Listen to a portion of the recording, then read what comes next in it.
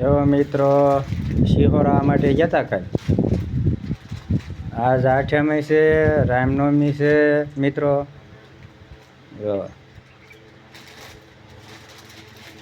શિહોરી હાટું ગયા હતા કાલ સાંજે જે વિડીયો મૂક્યા હતા ને શિહોરી હાટું ગયા હતા જો આ બધું માતાજીનું ફૂલ ને હાર ને ઘરે બનાવ્યા હો હાર ફૂલ લાવીને ઘરે હાર બનાવ્યા છે હા એ તોરણ ને હાર ને બધું ઘરે બનાવ્યું જો એમાં કાંઈ ઘટતું હોય તો કોમેન્ટમાં જણાવજો